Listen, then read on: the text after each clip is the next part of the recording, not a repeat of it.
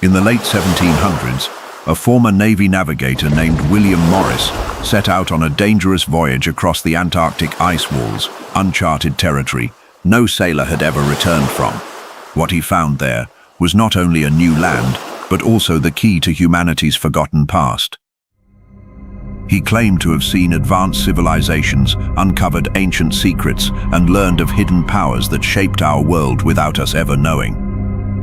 But to understand how his story began, we must go back to the start. During the Revolutionary War, William served in the Continental Navy.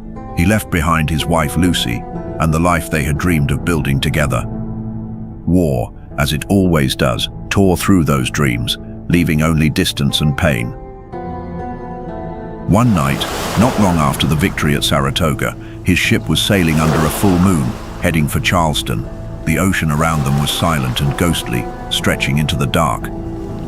To calm their nerves, the sailors shared stories over whiskey.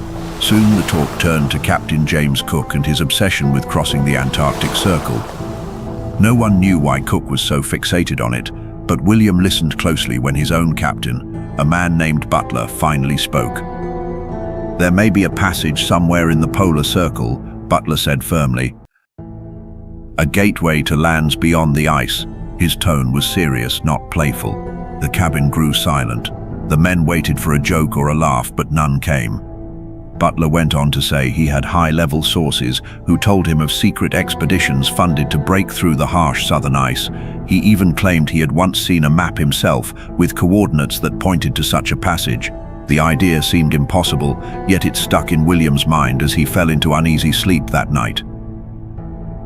Years later, when the war had ended and many Navy ships were sold or dismantled, William made a bold choice. He bought one of those ships, a decision that earned laughter from his friends who saw no sense in it. But William was driven by something they didn't understand. The memory of Butler's story had never left him, and the urge to explore what lay beyond the ice had become too strong to ignore. Lucy was hesitant, but William's mind was set. By November, he had gathered a crew. Though many had turned down the offer, unwilling to risk such a dangerous voyage. In the end, only 2 of his old friends from that night aboard ship agreed to join him. Convincing Captain Butler was harder. For weeks, William struggled with how to ask him. Knowing Butler's knowledge and those mysterious coordinates were vital. When he finally gathered the courage, Butler listened with interest but refused. William thought the matter closed, until October 11th, when Butler suddenly appeared at his door unannounced. He carried maps William had never seen before, and with him stood a man named Fint, whose strange manner made it seem as if he belonged to another world. "I'll join you," Butler said, his voice heavy with warning. "But understand, this could be a one-way trip." William nodded. In that moment, he realized this was no longer just a dream. It was real. It was a mission that demanded everything he had. The journey was about to begin.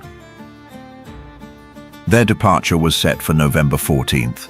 The weeks leading up to it were filled with restless energy. The crew worked day and night, preparing the ship with careful detail. Excitement was high, but unease crept in as well. Butler's mysterious partner, Fint, had now joined them, and though he spoke little, his presence seemed to weigh on everyone. As the days grew shorter, a strange tension hung in the air. They talked of adventure, but deep down, none of them could imagine what truly awaited. Then, 2 nights before they were set to leave, William was startled by a sharp knock on his door. Fint stood outside, accompanied by a stern stranger dressed all in black, his voice carrying an unusual accent.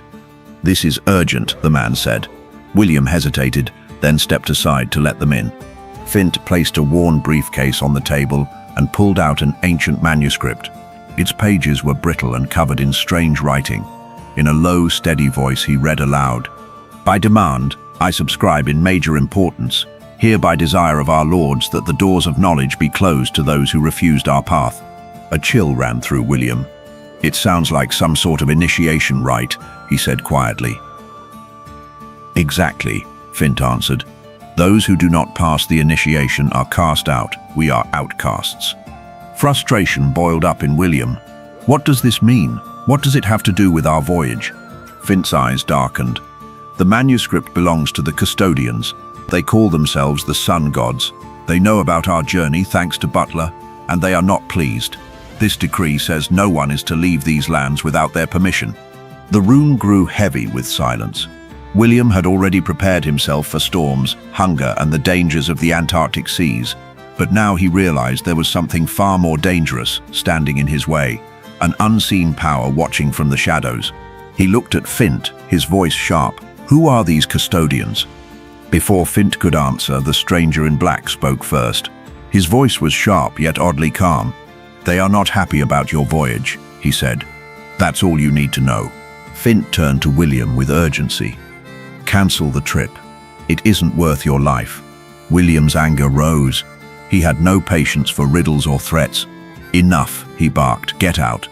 They obeyed, but as the door closed behind them, a heavy unease filled the room. Something about the encounter gnawed at him. Seeking clarity, William tried to find Butler, but every effort was met with silence. Butler had vanished. The crew gathered, their faces pale with worry. Without Butler, their plans seemed broken. One of the sailors, Walter, admitted he had once heard whispers about the Custodians, but nothing clear enough to explain what was happening. With no other choice, they postponed the voyage. Days stretched into weeks. The chosen date of November 14th came and went, and hope seemed lost. Then, one morning, a knock came at William's door. To his astonishment, Butler stood there, his arms filled with supplies, his face calm and steady. "It's time to leave, comrade," he said, as if nothing unusual had happened. Stunned, William pressed him for answers, recounting the strange visit from Fint and the warnings they'd given. Butler's expression hardened. "It was necessary," he said coldly. "I had to disappear to secure this." He spread out a massive map across the table. William's breath caught. The parchment showed vast, uncharted lands, stretching beyond anything he had ever imagined. "Do you know the Custodians?" William asked quietly. Butler nodded. "The story we've been told is not the whole truth. They are the ancient ones, the builders of the pyramids, the so-called Custodians, and they have no desire to let us cross the South Pole."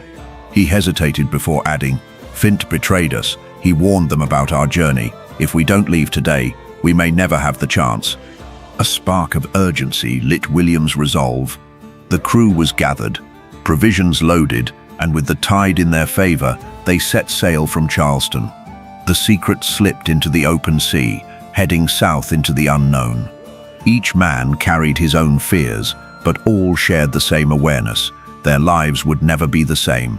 The plan was simple: sail southward, reach Antarctic waters in 140 days, and resupply along the way. Yet the mood aboard was tense. Butler's cryptic warnings and his strange disappearance haunted the men. What kind of force had they defied? For weeks, the voyage passed smoothly. Fair winds and clear skies carried them across the Atlantic. They crossed the equator under blistering heat, stocking up on extra supplies at Butler's urging, as if he knew the trials ahead would last longer than expected. As they pushed south, the air grew colder and heavier. One night, under a sky filled with stars, William stood alone on deck, lost in thought. The ocean whispered against the hull, and the weight of the unknown pressed on him. Was this worth the danger? Butler appeared at his side. "Getting cold, comrade?" His tone was almost playful, yet his eyes carried secrets. "You've been there, haven't you?" William asked. "I have," Butler admitted, his gaze locked on the horizon. "I saw the passage myself." William pressed for more, but Butler raised a hand. "In time, you'll see it too, and you won't believe what lies beyond." Days turned into weeks. The seas grew darker, rougher, icebergs loomed like ghostly towers, and storms struck with merciless force. Yet through it all, Butler remained calm, and the crew clung to his confidence. At last they reached it, the wall, a massive barrier of ice rising 90 meters high. Its jagged edges glowing red and gold in the low sun, as though fire burned within. The sight left the crew in stunned silence. They named their ship the Secret, for nothing else seemed worthy of the desolate beauty around them. Stranger still, warmth radiated from the icy slopes, melting snow that poured into the sea. The warmth felt unnatural, almost alive. Butler ordered them closer, his eyes locked on the glowing cliffs. Then suddenly, he pointed. There, ahead, a narrow passage split the wall. Without hesitation, Butler steered the ship forward. The current seized them, dragging them into the gap. The walls pressed close, icy cliffs brushing their masts as the men held their breath. Minutes dragged on like hours until, without warning, calm returned. The storm was gone. The sea opened wide. Gentle and still, Butler's voice rang out. We made it. The crew erupted in cheers, staring at the untouched waters beyond the wall. But Butler's joy quickly faded. His face grew serious. What I tell you now is not just about us, he said. It is about humanity, its past, and the truth that has been hidden from us. Before he could say more, a colossal shape rose on the horizon. A massive craft, larger than anything they had ever seen, moved swiftly toward them. One sailor scrambled to the mast for a better view, then dropped down in panic. They're coming. It's enormous. A deafening horn blasted across the waters. A voice followed, speaking perfect English. Visitors from the walled lands, remain calm. Our men are coming aboard. We mean you no harm. William's blood ran cold. Who were they? 3 figures boarded the ship, clad in white suits marked with strange blue emblems. The tallest among them clasped Butler's hand with respect. What brings you across the wall? He asked.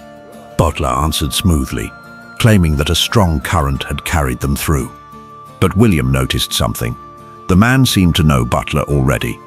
It has been a long time since anyone crossed, the stranger murmured, almost to himself. He handed Butler a folded map. Follow this. It will lead you to safe lands. Safe lands? William asked sharply. Are there unsafe ones? The man behind him gave a faint smile. The lands you left behind are less secure. His eyes flicked to Butler. Stay on this course, and you will reach the Republic. Without another word, the strangers departed, leaving the crew in silence. The sea around them seemed larger, darker, more dangerous than ever. Butler quickly rallied the stunned crew. We have to follow their instructions, he urged. We've entered dangerous waters. There are forces out here that would rather we never learn what lies beyond the ice. The men obeyed, but unease hung heavy over the ship. For days they sailed onward, tension thick in the air. Butler dodged their questions, speaking little, though his warnings grew sharper. Stay alert, he told them. We're in a war zone, even if we can't see the enemy. Weeks of harsh seas slowly gave way to calmer waters. The cold softened, birds began circling overhead, and pieces of green vegetation floated across the waves. Fear gave way to wonder. Then, one dark night, the horizon lit up. A sprawling city appeared, glowing with strange, steady lights. When they docked, uniformed officials welcomed them, introducing the place as part of the ancestral republic. Butler spoke for the crew, but William's thoughts raced with questions. Before he could speak, one of the agents stepped forward. The president wishes to see you, he said firmly. William followed the agent through the radiant city. The streets were unlike anything he had ever known, silent, glowing with light, no horses, no carriages, only an eerie quietness. At last they reached a stone building marked Presidential Office. Inside, a tall man greeted him with calm authority. I am President Fail, the man said. His tone was steady but heavy with concern. Mr. Morris, I wish you had arrived under better circumstances. Your passage through the wall has complicated matters greatly. William frowned. Complicated how? Fail sighed.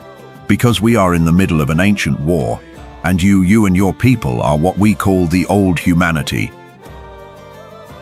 The word struck William like a blow. Old humanity, he repeated. Fail nodded. Humanity has been reset many times. When those in power fear they are losing control, they destroy most of the population, then restart with the youngest, forcing the world to rebuild. You and your people come from one of those older cycles. By crossing the wall, you risk drawing their attention. If they discover our lands, everything we have protected for centuries could be lost. William reeled, struggling to comprehend the weight of the revelation. He was escorted back toward the port, his thoughts spinning with fear and disbelief. Back on deck, he shared the president's words with the crew. They were still grappling with it when a sudden blast split the night.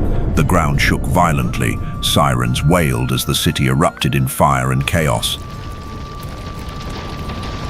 The enemy had reached the ancestral republic.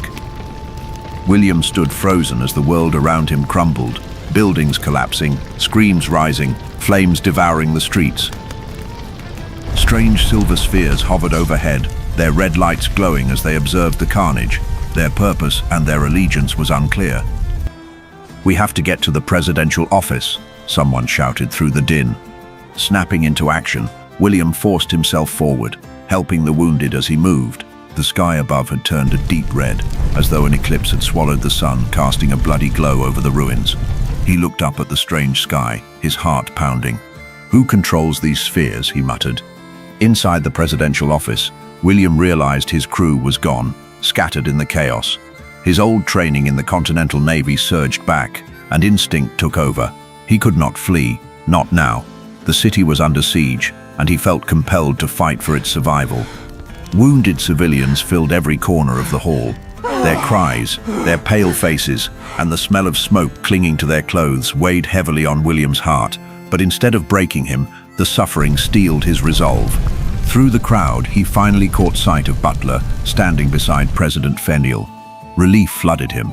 He pushed his way forward and gave a sharp salute. Feniel's face was grim, his jaw clenched as he barked orders into a strange handheld communicator. The words that came back made William's stomach turn. "We need support from the Anakim." This was a planned attack. Butler met William's eyes, his own expression unwavering. "They're calling the giant warriors of the South," he said. William froze, struggling to process the meaning, but Fale added with quiet reverence, "They are not just warriors, William. They were the ones who guided us here before the last reset." The president excused himself, leaving William alone with Butler. The older man wasted no time. "Follow me," he ordered, leading him into a narrow corridor pulsing with movement and chaos. As they walked, William's questions finally spilled out. "Where are we going? What is happening?" Butler's voice softened, almost fatherly. "It's time you knew the truth. I belong to these lands, William. I carry the blood of the ancients. What you witnessed tonight is not new. It is part of a war older than our nations, older than the histories you were taught. Our next destination is the land of the Anakim, the giants who helped humanity cross the ice walls long ago." Before William could press further, Butler slipped away into the sea of soldiers and agents, leaving him standing in shock. Exhaustion dragged at William's body. He collapsed onto a nearby cot, though sleep refused to come. His mind replayed the night's horror, the burning skies, the cries of the wounded, the shadow of a war he could barely comprehend. At last, a shallow, restless sleep overtook him. He was awakened by a firm voice cutting through the din. "On your feet, William." Butler stood over him, urgent but steady. "It's time to move." Still groggy, William struggled to take in his words. The city was collapsing, yet he barely understood who the enemy was or why they wanted him and his crew destroyed. The men regrouped quickly, exchanging tight nods of relief as they confirmed each other was still alive. Together, they hurried down the dim corridors toward the evacuation point. One of the crew leaned close, whispering to William in awe. "We saw them, massive trains and ships in the sky, moving faster than anything we've ever known. They're evacuating people by the thousands." Butler pushed them onward. "We're boarding one of those ships in 12 minutes. Save your questions. Survival comes first." They sprinted into the open streets, dodging fire and shattered stone. William's gaze was drawn upward. The hovering spheres were gone. In their place, colossal blue triangles streaked across the heavens, gliding like silent birds of prey. Their sleek forms twisted and darted with impossible speed. William stopped in his tracks, stunned by their presence. Butler grabbed his arm. "Focus, William. Those iron blues are with us. They're driving the enemy back." And for the first time since the nightmare began, William felt a fragile spark of hope.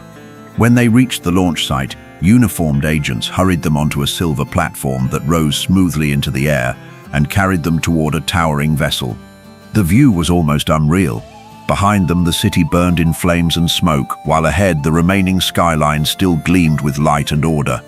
Butler glanced upward and muttered under his breath, like a scene from the portraits of Nuremberg. Inside the massive blue ship, the crew was struck silent. The interior was sleek, clean, and wider than anything William had ever seen at sea.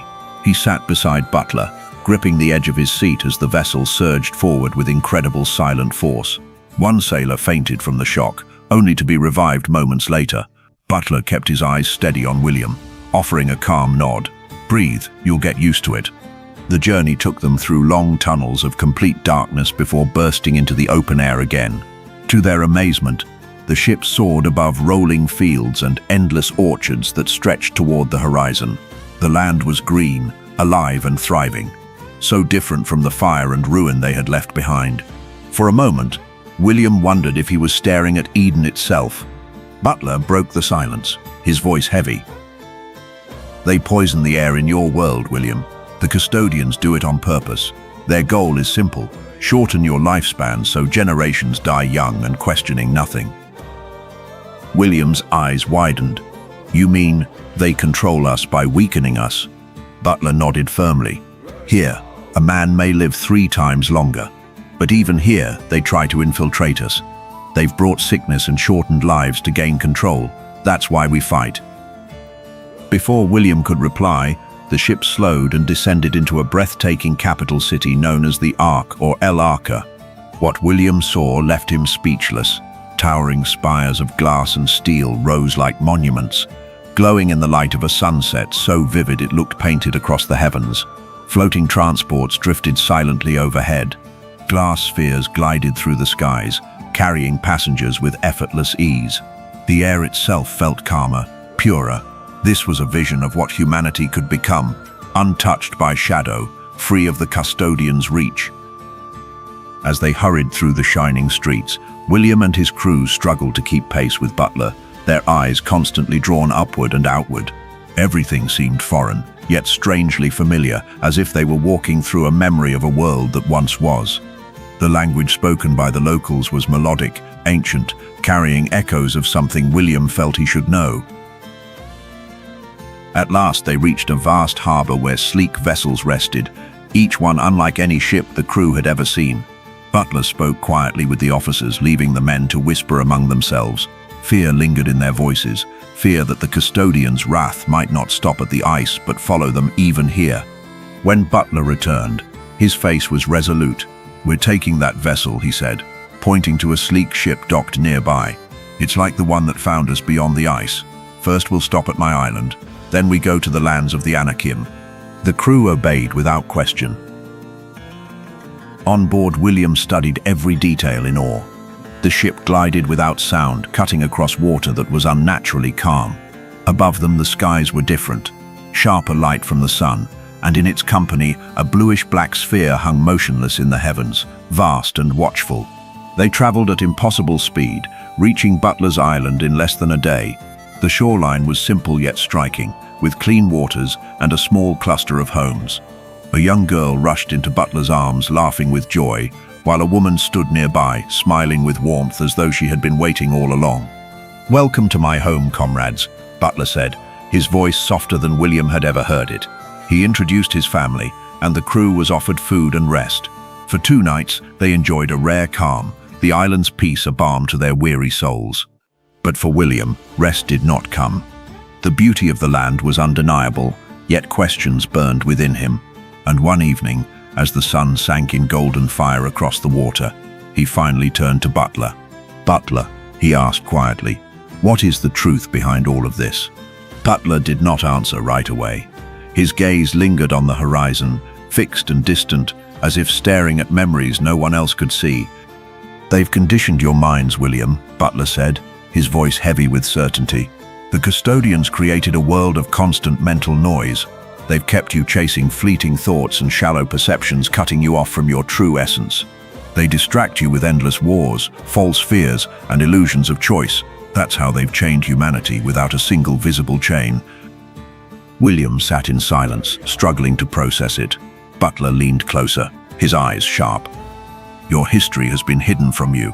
If people knew the truth, they would never accept this prison. They would rise up." The words sank into William's heart like stone. That night, as he lay awake beneath the strange sky, the heavens felt endless, like they were hiding secrets he was only beginning to touch. By morning, the crew was ready. Under the alien sun, they set sail for the lands of the Anakim. The voyage carried them through an eternal twilight, the sky never fully dark nor bright.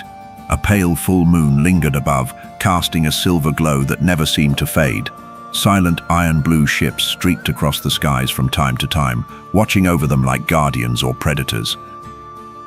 At last, they reached the shifting islands of Thoth.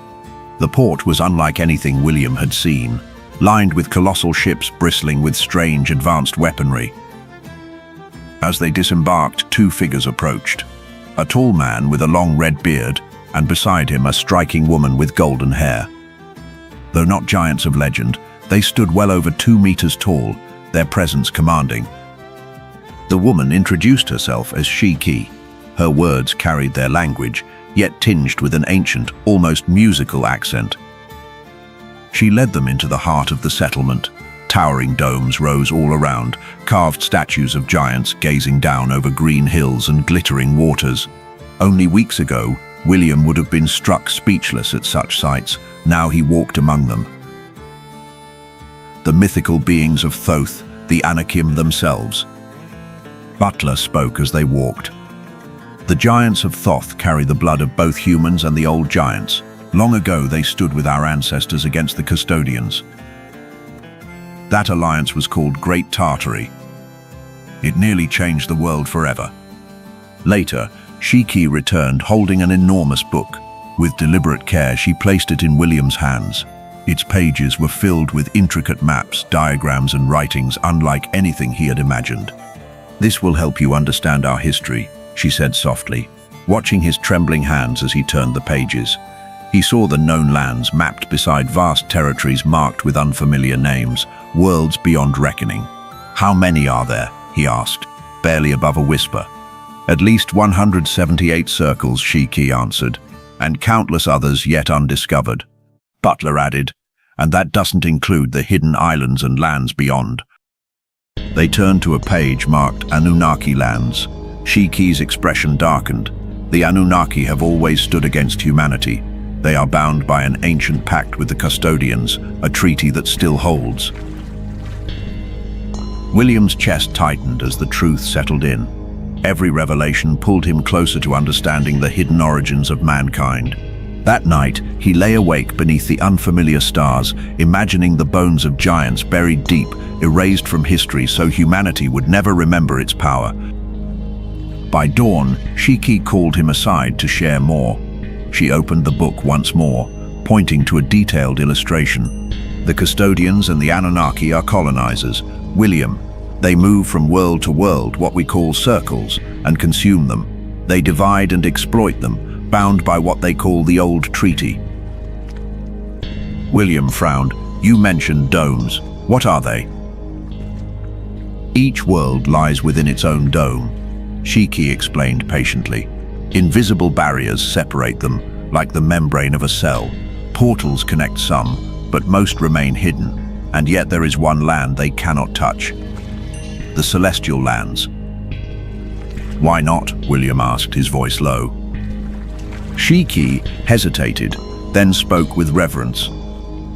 "Because their power fails there, every Custodian, every Anunnaki who entered was destroyed. They discovered the celestial lands are not ruled by flesh and blood, but by a conscious force, what we call the Source." William's heart pounded. "And this Source, what does it mean for us?" Her gaze was steady. "It is said the Source created the 5 Masters. They shaped humanity in the first ages. In Asgard, Lemuria, Atlantis, they were teachers, guardians of the true human spirit. This is why the Custodians seek control over your world. If humanity ever remembered its true origin, it would awaken a power they could never contain." The weight of her words pressed down on him. The Anakim had seen it all, how humanity's essence, The source itself was stolen and hidden, replaced with shadows. Shiki's voice dropped to a whisper. For centuries, the Custodians tried to capture the source. When they found the gold-rich mountains of Asgard, they invaded, believing wealth and sacrifice could unlock its secret. But no matter what they did, they could not command the energy that returned to the celestial lands when a human died. So they turned to blood rituals, to plagues and wars. Millions perished, yet the source eluded them still. William listened, his mind reeling as each revelation sank deeper. So they used resets to weaken us, he said slowly, rewriting history with disease, shortened lives and lies, keeping us broken generation after generation. Shiki inclined her head. Yes, every reset erased memory, until people forgot their own strength and potential. To the Custodians, humanity is nothing more than a tool, a resource to mine, a labor force to build their monuments of control. She explained how the Custodians and Anunnaki had turned on each other, both hungry for domination of the known lands and its endless veins of gold. It was during this conflict that giants and human allies struck back, launching a rebellion from the free islands and from outposts hidden beyond the ice walls. That uprising became known as Great Tartary. Forming armies and developing technology based on free energy, Shiki said, pyramids and symbols of Custodian rule were toppled as Tartary thrived, a force the Custodians couldn't control. When the Custodians returned from war, they found their former colony in chaos. A rebellion had sparked, with giants and humans fighting together against years of oppression.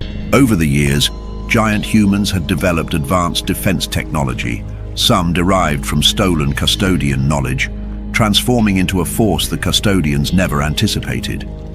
They considered another reset to restore control, but their pyramids, once symbols of power, lay in ruins. Reluctantly, the Custodians sought an alliance with the Anunnaki, trading gold and secrets to regain dominance. In their absence, however, they left the Greys, a race from Zeta Reticuli, as overseers. But the Greys, disgruntled and dismissive, underestimated humanity's resolve and the powerful alliance it had formed with the giants. The uprising spread across the known lands, with humanity and giants clashing against Custodian forces in battles that scorched the earth. Even with ships in the air and powerful weaponry, the rebellion was crushed as Custodians manipulated the environment itself, stirring storms and disasters in their favor. Seeing defeat as inevitable, the giants retreated, slipping north and south through passages beyond the walls. Some humans followed, escaping to lands outside the Custodians' reach, a region known as the Ancestral Republic. Shiki's words echoed in William's mind. Those who fled the custodial grip began again. They connected with the source, rediscovering humanity's true past and purpose, vowing to free those left behind. Butler confirmed that the giants would not join their cause again. The last battle had cost them dearly, and they feared annihilation if they defied the Custodians once more. As they prepared to leave, Butler warned William of the risk. Imagine returning to the known lands with this knowledge. They'd label you insane or worse. The Custodians had perfected control, using the Greys to monitor minds, turning questioners into outcasts or prisoners. They departed, the weight of humanity's lost history with them. The night passed in strange silence, the air heavy with the weight of what William had learned from Shiki's book.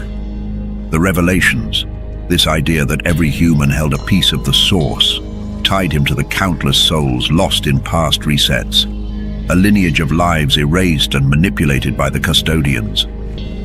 Morning brought a soft rain as their ship neared land, a gentle reminder of life as they glimpsed the sprawling city of El Arca on the horizon. The city's lights, glittering beneath a soft grey sky, promised a life beyond control, a place of peace and simplicity, untouched by Custodian rule. Here, it seemed, humanity could live freely, without fear, pain, or the scars of exploitation. Yet William's heart sank with the bitter knowledge that those he'd left behind could never know this world. The captain encouraged them to explore, mentioning that currency held no value here.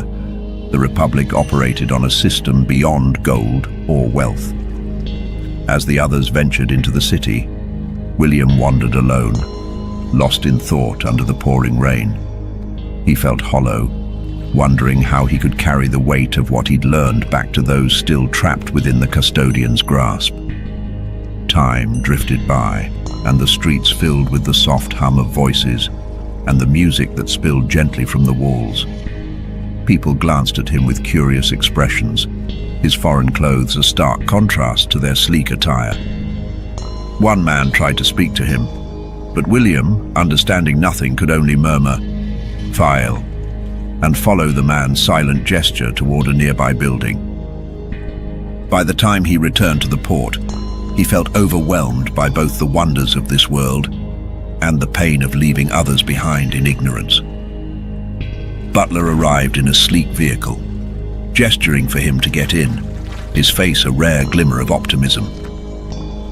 "We haven't secured direct help from the Anakim," Butler explained. "They fear risking their race again, but I think they'll aid us in time. Our recent battle has shown the Custodians that the Republic's technology is very much alive. They came expecting easy victory, but we've made them retreat with a fear they won't forget." William nodded, a flicker of hope rising as Butler spoke. There was still a chance, but any step forward would require careful planning. With the Republic's advances and allies, perhaps there could be hope for those left behind. Butler's voice was steady as he addressed the group on the boat, his words carrying the weight of what they had learned. "This is our chance to change history," he announced, holding up a toast to their journey. Around him, faces brightened with the rare hope of an impending purpose, though William's heart remained heavy. He couldn't shake the questions that haunted him. Could they ever truly break free from the Custodians' control? And if so, how many years within the ice walls would pass before any of it mattered? Sensing William's unease, Butler clapped him on the shoulder. "We'll do more for them from here," he said quietly, "than we could by going back to become easy prey for the Custodians." The captain had been gathering resources, books on the language and workings of the Republic, knowing they would need every advantage to face what lay ahead. As days turned to years, William found himself immersed in this strange, timeless place, where the passage of time itself seemed slower, almost surreal. As his understanding of the Republic deepened, so did his influence. Eventually, he was appointed commander-in-chief of their naval force. Now he worked with others to devise ways of striking at the Custodians, carefully, without risking the lives of innocents. Yet their strategies often hit dead ends. The Custodians' bases in the known lands moved constantly, concealed by portals and hidden within fortified zones. Worse, the humans within the walls, conditioned for loyalty, would defend these barriers with their lives, unaware that they guarded the prison of their own kind. Meanwhile, William witnessed the Republic's harmonious society, free from material greed and devoid of crime. Leaders here did not rule for power, but served out of a genuine love for their people. The Republic's citizens valued simplicity, introspection, and spiritual growth. William began to understand the heart of the Republic lay in the concept they called death of the ego, a freedom from the identity traps that so often enslaved the mind.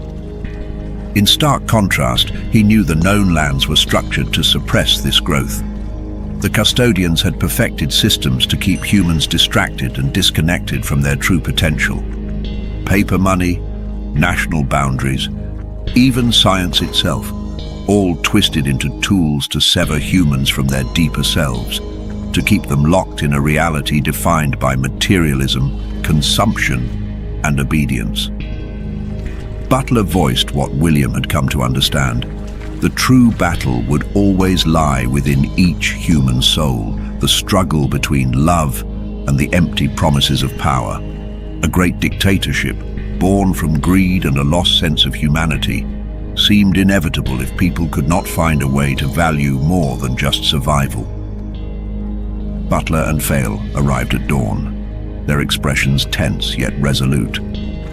They had crafted a new plan, one that held hope without risking the countless lives of those within and beyond the ice walls. The Custodians had invested heavily in technology and weaponry, making them formidable. But their greatest vulnerability, Butler insisted, lay in their complete lack of spiritual understanding. Intelligent, yes, he said, but they fear what they can't control. We know they're still rattled by the existence of the ancestral humans and the Anakim, and though they have the firepower, they haven't attacked us in years. Why?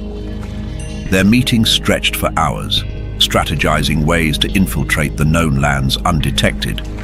They'd learned of a custodial alert system set to detect ancestral presences, creating localized tremors anytime one neared the dome's passages. This seismic watch was precisely why the Republic had refrained from sending more operatives, relying instead on long-term agents embedded within the Custodian system. Butler detailed the plan. We'll attempt to enter via a narrow, overlooked entry, the summer portal. It's believed to bypass their sensors. From there, agents can spread information subtly, mention the Republic, hint at other lands, enough to plant doubt but not trigger alarm. He spoke of the whispers of freedom, a suggestion of hidden truths that might reach those ready to question. But it had to be done delicately. Many, he knew, would dismiss these ideas outright, too deep in the Custodians' conditioning. Ironically, this dismissal gave them time to build momentum quietly. They discussed other methods, teaching spiritual techniques that could help humans break through their mental conditioning, methods the ancestors had once used to guide people beyond their controlled reality. Butler was insistent. Only when enough minds awaken will these walls of ice become visible for what they are. Even so, they acknowledged the danger. Attempts to cross the ice walls could invite swift suppression, likely through fear tactics, or worse, military intervention. One morning, Butler and Fail stepped into the office with a determined air. They'd devised a new plan to reach the humans still trapped under the Custodians' control. Direct confrontation was out of the question. It risked everything. The people within the walls, the ancestral humans of the Republic, and even nearby lands. Subtlety was their only chance. The Custodians rely on weapons and tactics, Butler began, his voice sharp but steady. But they have weaknesses, like any other race. They've never understood the depths of spiritual strength. As they laid out the plan, it became clear just how meticulous it needed to be. The Custodians had a sophisticated surveillance network near the dome entrances, one that detected even a single ancestral presence. This triggered tremors, alerting their forces immediately. It explained why certain areas always seemed to shake, and why sending more people through the known passages was too dangerous. Butler's gaze was steady. But there's one place they don't control completely, the summer portal. If it works, we could slip a few of us through undetected. Once inside, the mission was to sow seeds of awareness. Subtle mentions of the Republic, hints of lands beyond the ice, whispers of humanity's real past. They didn't need specifics, only the ideas mattered. These fragments would ripple through society, one whisper at a time, until the truth could no longer be contained. They knew many would ignore these quiet revelations, too conditioned by generations of custodial influence. Yet paradoxically, this resistance gave them more time. And with time, they could launch a secondary effort, deep spiritual teachings that would awaken minds and open hearts. When enough humans break free of their conditioning, Butler said, they'll be ready to see what lies beyond the walls. They understood the risk, though. Sooner or later, explorers from the known lands would find these ice barriers, and the Custodians wouldn't hesitate to crush any sign of rebellion through fear or force. The summer portal was an unexpected triumph. For years, the Custodians remained oblivious to the quiet presence of ancestral teachers entering the known lands. Each teacher worked discreetly, teaching love, empathy, and the true power of the human soul, igniting small sparks of awareness. Yet Fael held strict orders. Butler and the core team were forbidden to enter. If they capture us, he'd warned, they'll use any method to extract our knowledge. One misstep, and the whole plan collapses. The mission was fragile, and when signs of manipulation appeared, teachings twisted for greed, messages distorted, they regrouped, adapting quickly to avoid detection. But Butler knew their tactics couldn't sustain this veil forever. As resistance grew, he planned the next phase carefully. A navigator from our lands will blend into their world, he explained, his voice carrying a solemn weight. He'll tell his story, speak of other lands, and hint at the Republic. They won't see it coming. The team understood. The message would be subtle, mingled with stories of familiar economic and social issues to avoid suspicion. The navigator arrived in the known lands, sharing his tale with those who dared listen. He spoke of strange maps, ancient histories, and even giant humans, just enough to plant curiosity. But soon, the Custodians intervened. They altered his accounts, erased the most important details, and confined him, leaving only fragments of the truth behind. He returned to the Republic in haste, carrying warnings of the Custodians' growing suspicions. With renewed urgency, the Custodians turned to humanity itself, encouraging them to create technology beyond their spiritual readiness. The results were chaotic: wars, plagues, crises, all to distract, to control. Expeditions to Antarctica began, funded by leaders with direct ties to custodial power, while heliocentric teachings in schools cemented their grip. Bases were fortified along the icy ring, exclusion zones expanded, and silence blanketed the truth of the lands beyond. Then came word of Operation High Jump. The Custodians had sent a military force, led by a man named Richard Byrd, to confront them directly. Though little news reached the surface world, the Republic knew of Byrd's intentions. The Anakim, committed to peace, tried to negotiate with Byrd's forces just beyond the dome. There, leaders from both sides met, a fragile truce hanging in the air. But Byrd soon revealed his true loyalties, selling secrets of the Anakim's technology to the Custodians. Rumors spread that his cooperation had earned him a mission to Mars.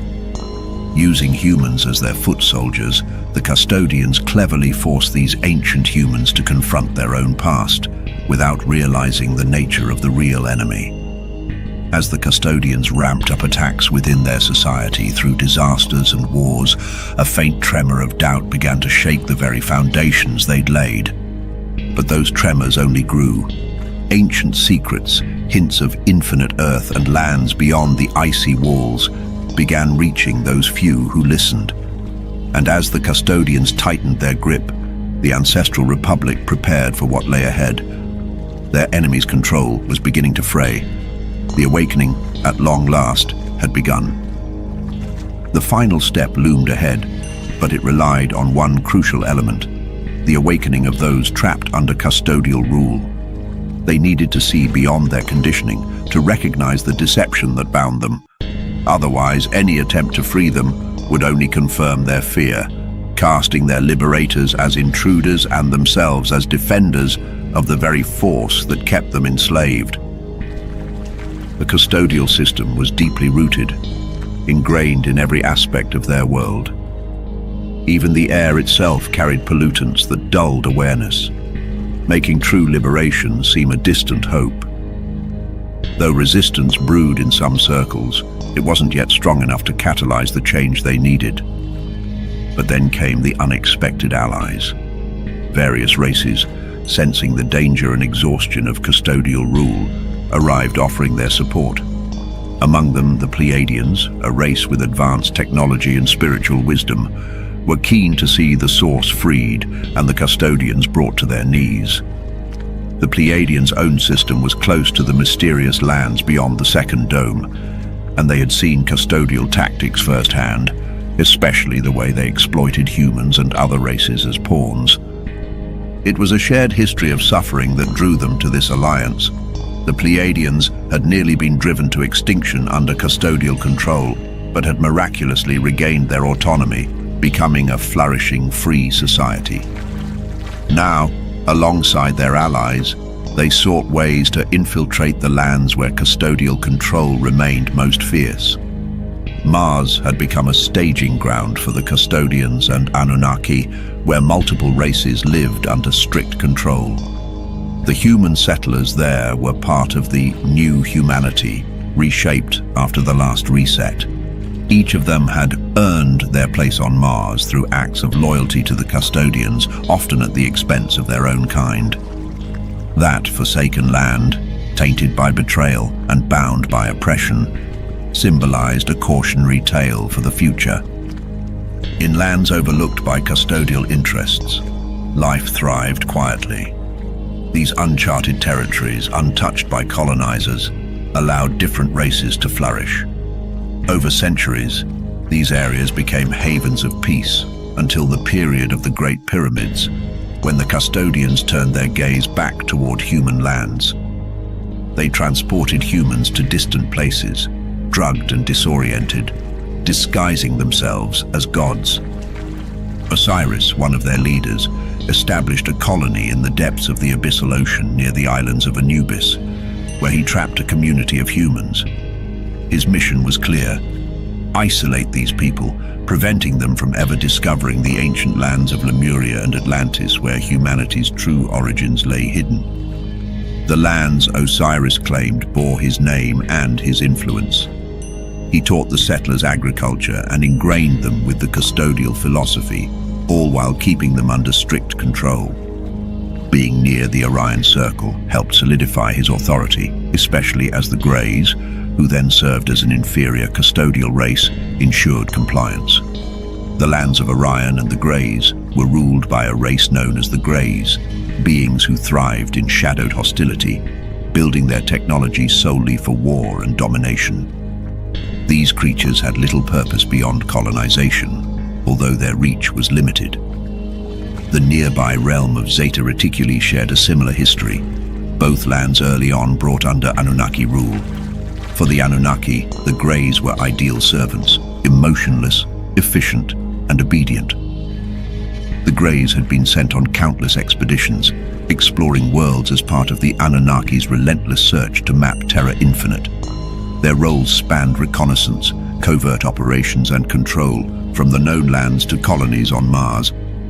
But in their attempt to control humanity during the Great Tartary era, the Greys failed. Humanity rose up, and vital information on the Great Dome slipped from the Greys' grasp. As a result, tension escalated between them and their custodial overlords. Small battles erupted, inadvertently aiding humanity and the Anakim, just before the Custodians reconciled with their ancient allies, the Anunnaki. Some theorized that the Greys were a direct creation of the Anunnaki, an engineered race meant for servitude. Their survival depended on cloning, and their movements held a robotic precision, devoid of any hint of emotion. But the truth was stranger.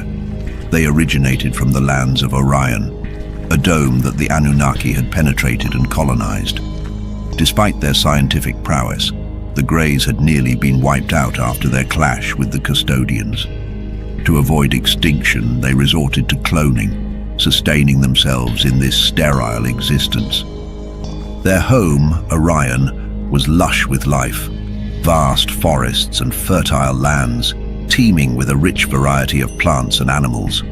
It was one of the most fertile domes known, where life flourished naturally, unlike the barren lands held by the Custodians. Ironically, this paradise had been the Anunnaki's first conquest. Over time, the fertile lands were twisted into the breeding grounds of a vast experiment as the Custodians and Anunnaki imported other species, treating Orion like a celestial testing ground. Mars, once a spiritual haven, had also fallen under their shadow. The original beings of Mars, proud defenders of their homeland, fought to the end. Better death than servitude, the last Martian is said to have thought, as they chose self-annihilation over a life under colonization. The Anunnaki, unburdened by regret, took Mars as a second home. And soon, with the treaty between the Custodians and Anunnaki in place, Mars became yet another testing ground where beings from countless races mingled and clashed. The first human colony on Mars was established in a region known as Area, where the fertile soil promised a new start. But peace was brief. Soon humanity was drawn into a series of bitter territorial battles with other races. The Custodians and Anunnaki watched with grim satisfaction as Mars became a stage for unending conflict, a twisted spectacle of violence and struggle. In time, the human settlers were driven from Area to a nearby island, their numbers dwindling. Years later, a new player entered the scene, Richard Byrd. Under orders from his custodial leader, Nimrod, Byrd crossed the South Pole, flanked by US Navy soldiers and powerful figures from secret societies. In crossing, Byrd forged a passage that now bears his name. But it was more than just an expedition. It was another incursion, another attempt to exert custodial control over worlds yet undiscovered. In the heart of Argaea, a gateway to the Anunnaki lands lay hidden. Today, this region flourishes, free from open conflict, a place where humans are occasionally granted entry as a reward for their service to the Custodians. Those lucky enough to settle here find their bodies rejuvenated, living longer and healthier lives than they could in the known lands, where the air grows thick with toxins, polluted by the system they serve. One day, William sat on the shore of El Arca, watching the waves roll in and out, his gaze stretching far beyond the horizon. The sea lapped at his feet, cool and steady, grounding him even as his mind drifted back to memories of his homeland. Faces flickered in his mind, loved ones, many long gone, their lives bound to the earth he had left behind. He wondered if they thought him dead, lost to his madness for distant lands. Yet he'd left them a message, a whisper of his true path, so they might know he hadn't simply vanished. He could feel the years pressing against him, the familiar weight of age that should have come years ago. Though he looked no older than 50, there was a creeping weariness within him, an ache that hinted his time was short. Staring into the fading light, he asked himself silently, would I die here, in these beautiful but distant lands? As the sun sank lower, casting the world in hues of red and gold, William lay back on the sand, his body racked by the relentless pain, 1,000 needles piercing his skin. He looked to the sky where the stars appeared like distant companions. How many, he murmured to himself, have died waiting, never knowing what love and peace truly felt like. His voice was lost to the gentle night breeze. Around him, the members of his team had dwindled, each one taken by the pollution they'd carried from within the walls. Just then, Butler approached and laid a hand on William's shoulder, his eyes filled with understanding. Hold on, William, he murmured, his voice a steady anchor. Freedom's close now. They're scrambling, desperate. A new pandemic is on the horizon, and they're tightening their grip, but we've prepared for this. Ancestors are entering the known lands daily now, slipping in undetected. We're going to use their own weapons against them. Soon they'll realize, and by then, they'll be too late to stop it. William felt a flicker of hope. They'll see the truth, Butler continued, his voice unwavering. They'll see the lies, the control, the poison they've been forced to swallow. And then, we'll show ourselves. With the Anakim watching the walls day and night, we'll be ready. This time can't fail. If it comes to it, we'll get as many out as we can. But you, he squeezed William's shoulder, eyes locked with a fierce resolve. You must hold on, old friend. You've waited this long. Resist a bit more, so you can see our people free. William nodded, handing Butler the notes he'd carefully written since leaving the United States. In these pages, he'd captured the journey, the incredible places, the hidden landscapes, the glimpses of true happiness and love. "Let these be my words to those within the walls," he whispered, a message of hope for those yearning to know the truth. He felt a tremor seize his body, the pain surging again. He lay still, eyes fixed on the vast sky, watching as silver-blue ships, the iron blues, cut across the heavens in swift arcs. "Where are you going?" he wondered, as the stars blurred in his vision. "Is it time to awaken them all? Are we ready?" Then a quiet resolve settled within him. The message he would send was simple, steady, pulsing through his mind like a heartbeat. These lands exist. We're here, waiting. The battle is real, and it's within. Resist, and freedom will come. We're waiting to guide you all.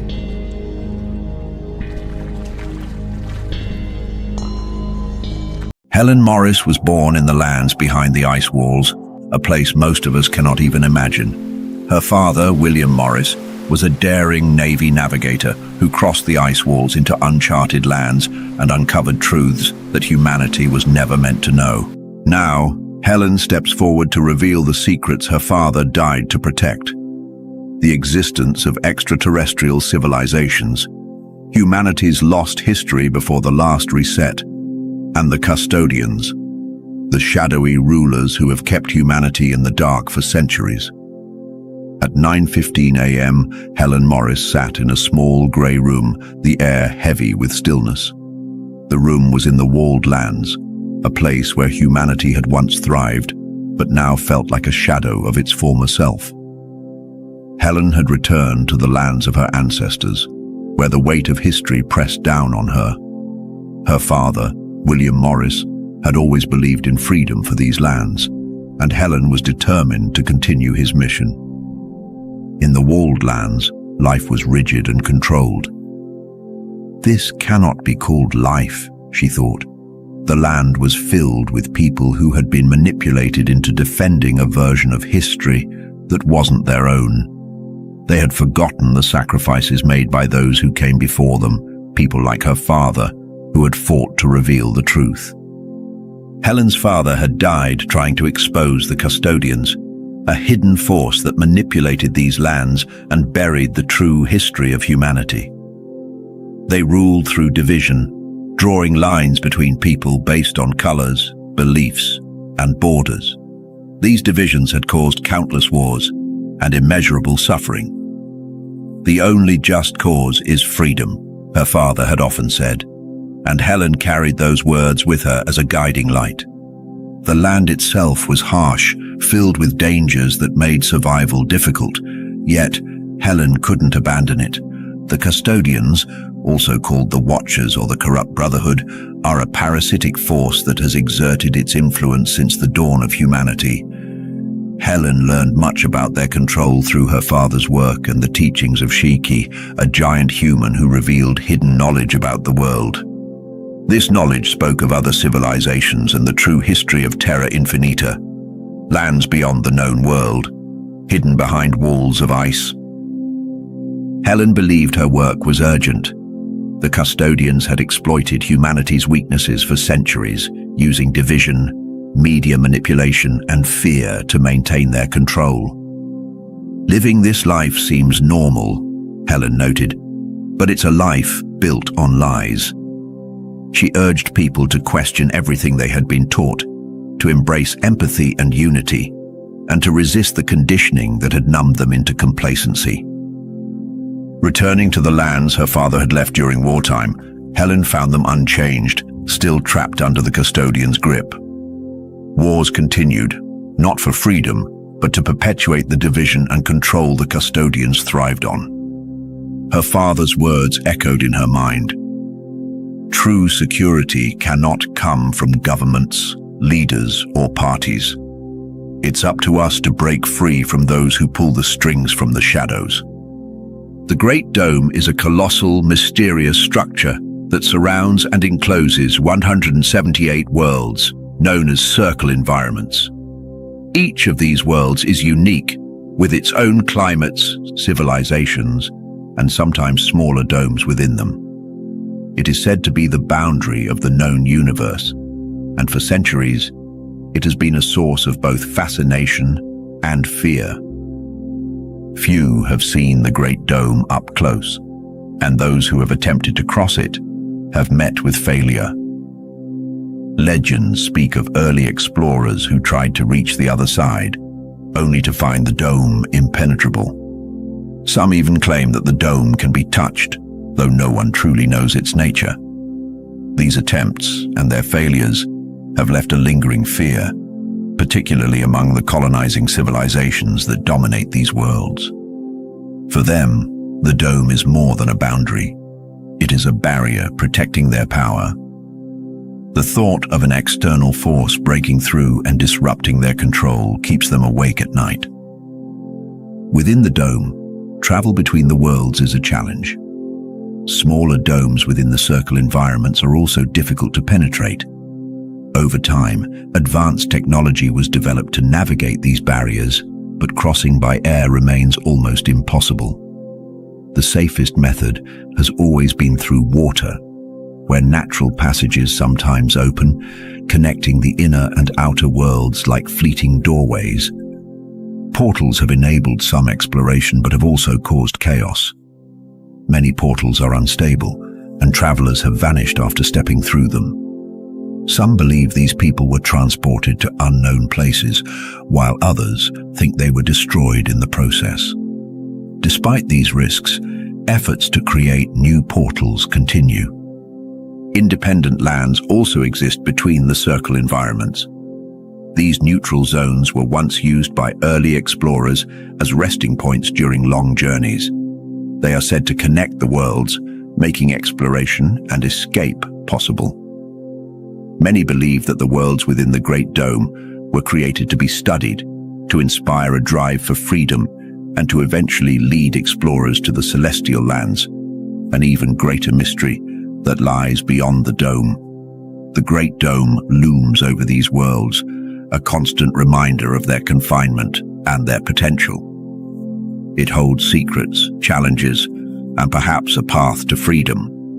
But crossing it comes at a price few are willing to pay. The Custodians are a parasitic race driven by conquest and exploitation. Their technology revolves around attack and defense, and their relentless focus on colonizing and exploiting other lands and the beings they find there has made them a dominant force within the Great Dome. Their origins remain shrouded in mystery, but some theories suggest they are the product of a desperate fusion between their race and another, one that might have come from beyond the dome itself. This merger, it is said, created the formidable beings now known as the Custodians. The Custodians were among the first to venture beyond their own world, using their advanced technology to expand their reach. They moved from one circle environment to another, overwhelming the fledgling civilizations they encountered. Their power was unmatched, and their influence spread quickly as they explored the edges of the known worlds. However, their dominance has not gone unchallenged. The Custodians have been defeated twice in recorded history, each time by a different race. These rare defeats have not diminished their ambition or their thirst for vengeance. If they have not yet tried again, a warning goes, they soon will.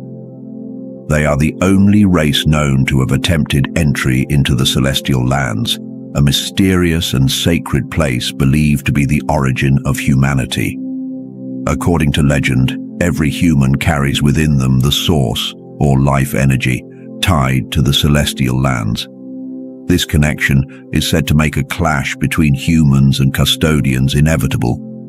Although the Custodians and humanity have clashed before, with the help of the giants, history is likely to repeat itself. Past mistakes cannot be afforded again, as the stakes are higher now than ever. Each reset imposed by the Custodians has tightened their grip, making life less free and more controlled with every iteration. The humanity of today bears little resemblance to that of the past. Manipulation and strict control have eroded freedoms with each passing generation. During the Great War, humans and giants united to resist the Custodians. While they managed to deliver a devastating blow, including the death of a major Custodian leader, The defeat came at a high cost. The Custodians enacted a reset, scattering human infants across the lands. Many of these children, under 7 months old, were raised in ignorance of their true history, molded by the Custodians' technology to ensure control from the beginning. The Anunnaki are another powerful and feared race, known for their relentless conquests and advanced technology. Towering up to 5 meters tall, with yellow-green scaly skin and piercing eyes that glow yellow, red, or black, their appearance alone strikes fear into anyone who encounters them. They are master builders, creating massive pyramids in every world they conquer, symbols of their dominance and control. Their technology is far more advanced than any other race in the Great Dome. They use powerful weapons and sophisticated portals to travel between worlds, allowing them to invade and overpower civilizations with ease. This technological edge has made them one of the most dangerous races, even more than the Custodians. The Anunnaki and Custodians have a complicated history. While the two races share a thirst for power, they have also clashed. In one great conflict, the Anunnaki defeated the Custodians. But instead of continuing the fight, they later allied with the Custodians. This alliance crushed the hopes of human and giant forces who had been fighting for freedom, leading to their defeat. The lands of the Anunnaki are harsh and unwelcoming. They live in dry, arid regions with little vegetation. One of the most dangerous features of their territory is the waters of Horus, which seem calm and inviting from a distance, but are filled with massive snake-like creatures, some over 55 meters long. These waters act as a deadly barrier, keeping intruders away. The Anunnaki are not just conquerors. They manipulate and shape the societies they dominate. Through myths, art, and false histories, they confuse people about their true past. Often depicted with animal-like heads and humanoid bodies, they have embedded their image into the cultures they control, ensuring their dominance is accepted as natural. Despite their alliance, tension always simmers between the Anunnaki and the Custodians. Both races seek total control, and their uneasy truce is built on convenience rather than trust. For now, they share the position of ultimate rulers within the Great Dome, but their rivalry remains a potential weakness. On the other hand, the Venusians were a peaceful people focused on spiritual growth. They didn't build weapons or fortresses, making them seem like easy prey for the Custodians, a colonizing force known for their brutality. Confident in their superiority, the Custodians arrived on Venus expecting a swift conquest. But as soon as they set foot on the planet, they were met by an unrelenting storm that covered the surface. At first they assumed it was natural, but the storm didn't let up. Days turned to weeks, and it became clear that this wasn't ordinary weather. It was a defense. The Venusians had retreated underground into advanced bunkers, equipped with technologies the Custodians couldn't understand. Every attempt to breach the bunkers failed. The Custodians tried explosives, blockades, and other tactics, but the Venusians had planned for every possibility.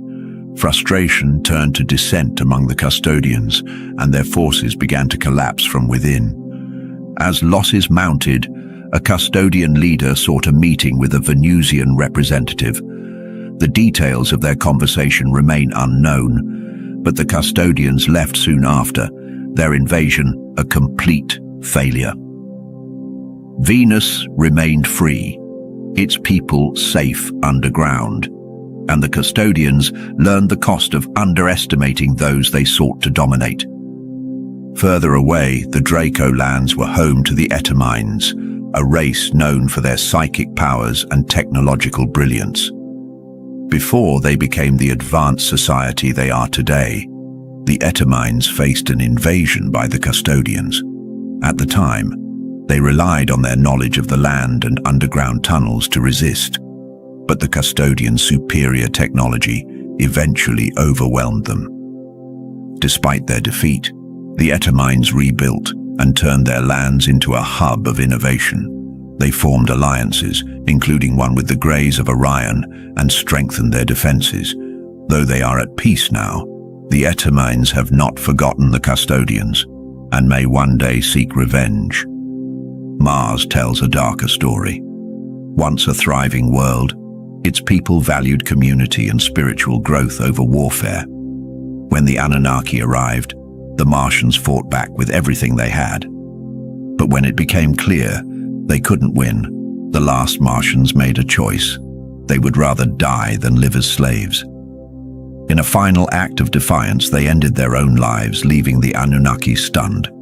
Mars was left empty, its civilization wiped out, and the Anunnaki turned it into an experimental zone. Today, it's a place of constant conflict, with different races, including a small human colony, living under the watchful eyes of the Custodians and Anunnaki.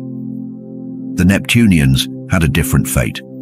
Their world was harsh, with constant sandstorms and limited resources, but they adapted and built towering cities along their fertile coasts. When the Anunnaki arrived, they pretended to be allies, offering technology in exchange for cooperation. But this was a lie. The Neptunians were betrayed, their resources stolen, and their freedom stripped away. At first, they accepted their defeat, but the Neptunians couldn't be kept down for long. They rebelled, turning Triton into the center of a bloody conflict. The Anunnaki eventually withdrew, leaving Neptune free but scarred. The Uranites, giants with incredible vision, lived in the icy lands of Uranus. They were initially ignored by the Custodians, but that changed when vast mineral deposits were discovered beneath their land. The Custodians launched a brutal campaign, enslaving the Uranites and leaving their land covered in craters from relentless mining. Confined to a central region called Titania, the Uranites now struggle to survive. Their civilization a shadow of what it once was. The lands of Jupiter are vast and diverse, home to numerous territories, each with its own identity and culture. However, their history is marred by division and conflict, much of it orchestrated by the Anunnaki. Long ago, when the Anunnaki invaded Jupiter, they sowed discord among the native factions, ensuring their dominance by keeping the inhabitants at odds. This strategy led to near-constant warfare among the various groups. At the center of Jupiter's circle environment lies the land of Zeus, the seat of power. The Zeus-born, alongside another dominant group called the Europeans, rule with an iron grip. They manipulate the other territories like Ganymede, Callisto, and Amalthea into fighting one another, keeping them too divided to challenge the central authority. In Metis, an exclusive and secretive area, only the Anunnaki and their allies reside. Here, destructive weapons are developed, reinforcing their dominance. The influence of the Anunnaki is evident everywhere, with pyramids dotting the landscape as symbols of control. These lands, while rich in history, remain plagued by the divisions that were deliberately inflicted upon them. Nearby, the lands of Pegasus tell a story of hope and tragedy. The Lanteans, a race of winged beings, once thrived here, known for their extraordinary metallic wings and peaceful nature. They focused on exploration rather than conquest, a choice that left them vulnerable when the Custodians arrived. At first, the Lanteans tried to cooperate, sharing their technology in hopes of coexistence. But the Custodians betrayed them, seizing their resources and exploiting their advancements for their own gain. Realizing their mistake too late, the Lanteans fought back. Their rebellion was fierce but ultimately unsuccessful, leading to devastating massacres. Some say the Lanteans were wiped out, while others believe remnants of their kind survive, their stories woven into myths of angelic beings. Farther away in Aldebaran, the Taurians stand as a testament to resilience and transformation. These towering beings, resembling the legendary Minotaur, once had a dark reputation for feeding on human flesh. Over time, however, they evolved into protectors, helping other races escape extinction. Their defiance against the Custodians made them enemies of the parasitic rulers of the Great Dome, but their empathy and dedication to life have made them allies to many oppressed species. The Taurians are physically imposing, with their horns often cut in childhood to symbolize maturity. Their past is marked by internal wars, particularly in Aldebaran A, where so much blood was spilled that the area was abandoned out of respect. Today they live across various worlds, their spiritual growth and technological expertise serving as a beacon of hope. The Saturnians, meanwhile, have never known subjugation. These colossal beings, standing up to 14 meters tall, possess unparalleled psychic abilities and advanced technology. When the Anunnaki attempted to infiltrate their lands, they quickly realized conquest was impossible. Instead, they sought a truce. But the Saturnians, united in their decisions and free from hierarchies, refused to aid the Anunnaki's schemes, especially their plans to penetrate the celestial lands. Saturnians are serene and harmonious, relying on collective decisions to guide their civilization. Their presence has left an indelible mark on the known lands, often misinterpreted as myth due to custodian manipulation. Alongside the Anakim giants, they remain a formidable force against the Custodians and Anunnaki. In the Orion lands, the Greys dominate with their unmatched scientific and psychic capabilities. These small beings have been integral to the Custodians' efforts to conquer the celestial lands, though their experiments on other races, particularly humans, have earned them a reputation for cruelty. The Greys' lack of empathy is evident in the many harrowing accounts of abductions and genetic tests. Despite their advanced technology, the Greys have suffered defeats. During the time of Tartary, they attempted to control the known lands, but were overthrown by an alliance of giants and humans. Their leader was killed, deepening their hatred for humanity. While they colonized independent lands, they have never been able to dominate a full circle environment on their own. The Pleiadians offer a stark contrast. Tall and ethereal, they are known for their spiritual wisdom and dedication to improving life. Their ancestors fled to the Pleiades after surviving the Battle of Asgard.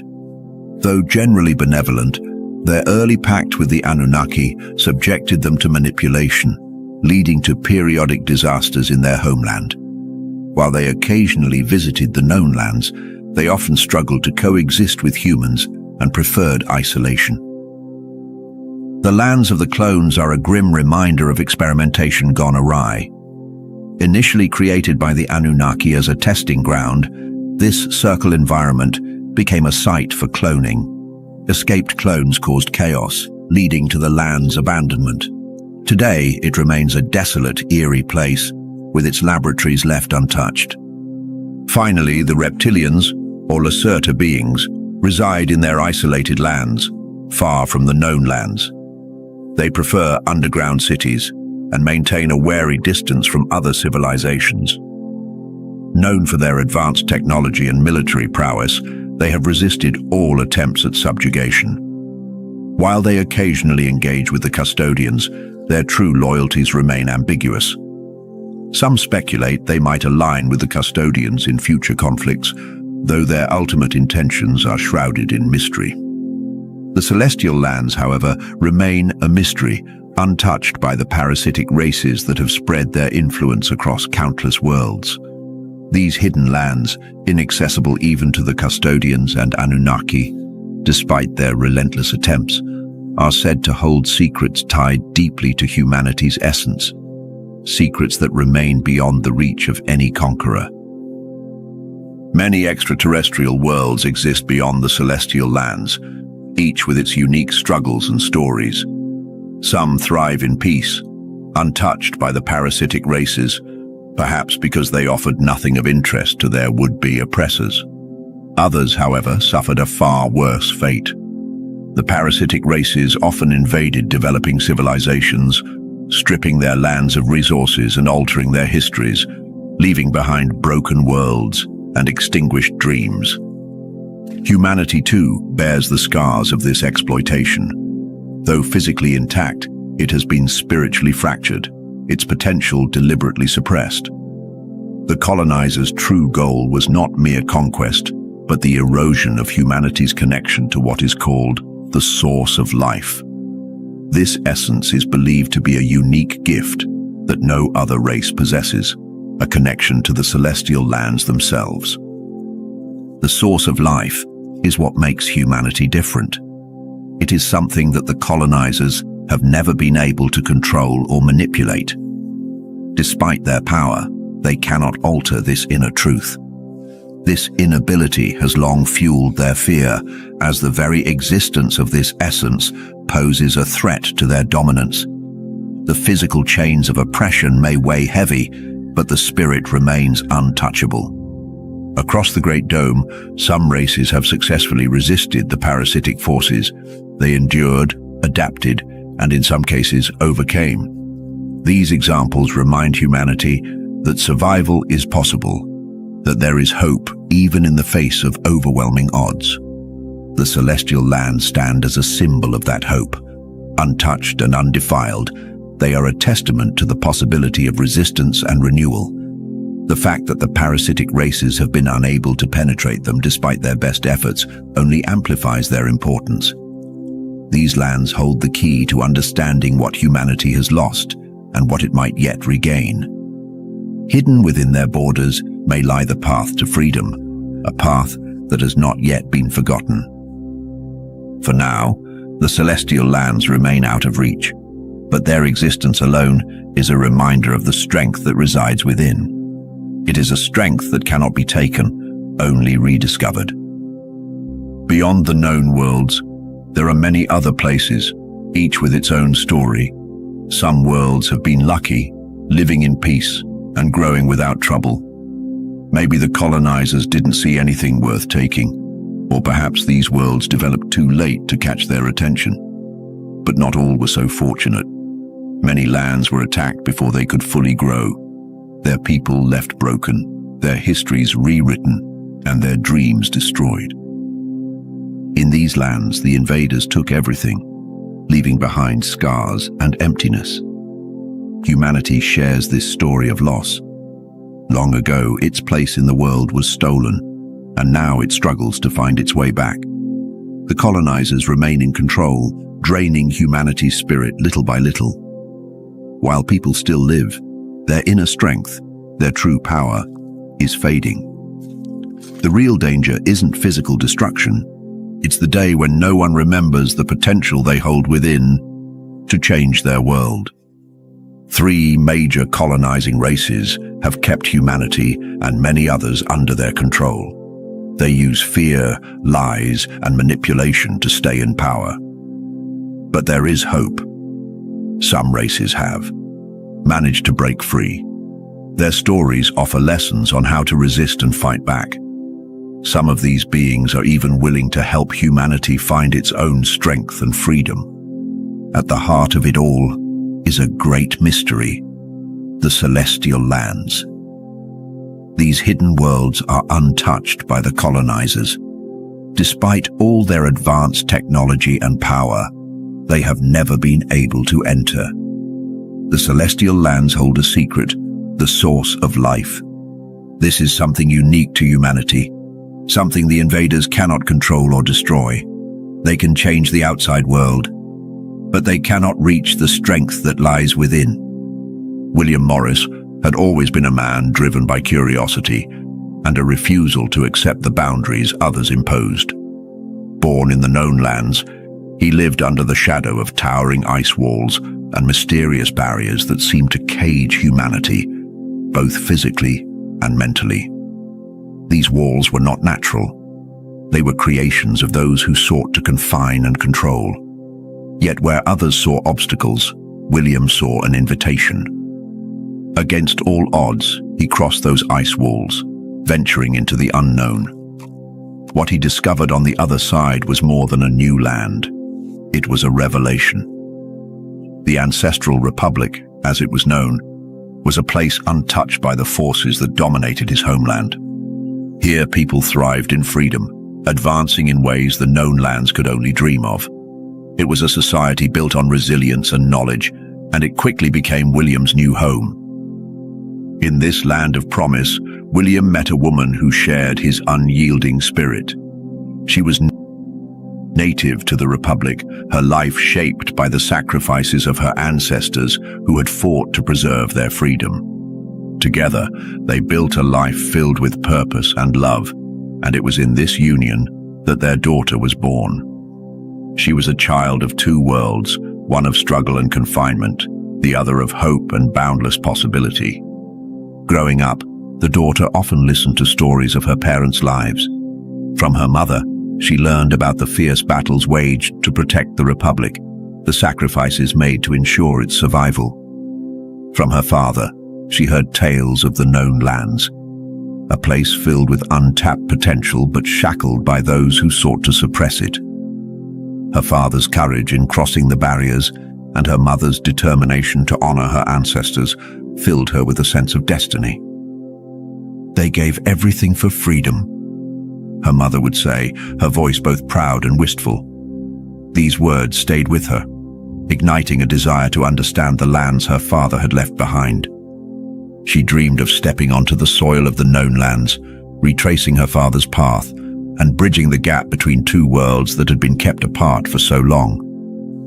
William Morris was not just a man of the sea, but a figure defined by relentless determination and a vision for a freer humanity.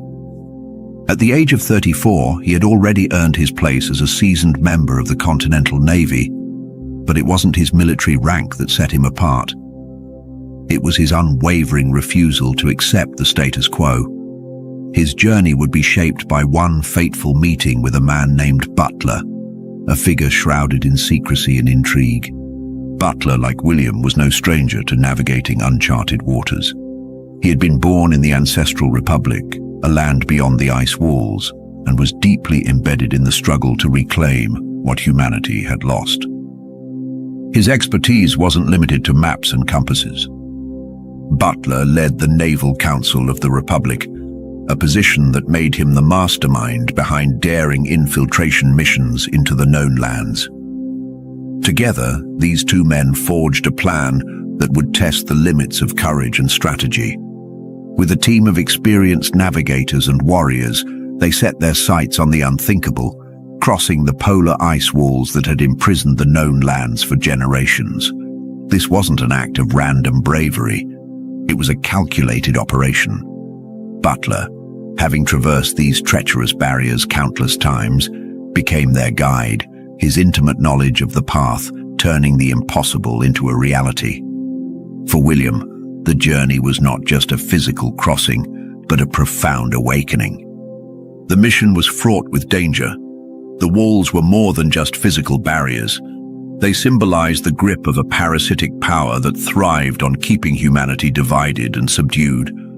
Threats loomed at every turn: hostile forces, the harsh environment, and the ever-present risk of discovery. Yet the team pressed on, driven by the belief that the known lands were not meant to remain in chains. Butler and William's partnership was more than a meeting of minds. It was a union of purpose. Butler had visited the known lands more times than history would ever record, infiltrating their depths to prepare for this moment. Together they envisioned a humanity that could break free, one that could challenge its colonizers and reclaim the freedom it had long been denied. While the road ahead was steep, both men knew that waiting for change was not an option. Action was their only course, even if the odds were stacked against them. The mission wasn't just about survival, it was about hope. William and Butler weren't simply fighting to escape the known lands, they were laying the groundwork for something greater, an alternative plan to ensure humanity's survival before the next great reset. It wasn't just a rebellion against the colonizers, it was a race against time to save humanity's essence from being erased once and for all. The near lands, also called the Ancestral Republic, are a place hidden behind ice walls and mountains, home to the survivors of a great war. These people are the descendants of humanity before the last reset, a time when everything familiar was destroyed. Their lands are not only a refuge, but a symbol of resilience and survival. Long ago, their ancestors fled from a terrible war that left them no choice but to escape or perish. Those who survived crossed the barriers and created a new life far from the destruction. These ancestors came from all parts of the known lands, bringing their languages, cultures, and stories with them. Over time, the diverse groups blended into a unified community, forming a unique identity while holding on to the memories of the world they left behind. In the Republic, people still remember the sacrifices that made their survival possible. One story often told is of the giants, beings who helped countless families escape the devastation. Without them, we wouldn't have made it, the elders say. The giants carried children and families to safety, saving lives when all seemed lost. The gratitude for their bravery is passed down through generations. The people of the Republic speak a mix of languages, with their native tongue being most common. Yet they work hard to keep the old languages alive, especially in the smaller communities. The larger cities often lose touch with these roots, but there's a collective effort to maintain the connection to their past. The war that forced their ancestors to flee was devastating. Millions perished, including a young woman's grandfather, who fought bravely until the end. Her mother, just a baby at the time, was carried to safety by her grandmother. Stories like this are told with deep emotion, a reminder of the price paid for their survival.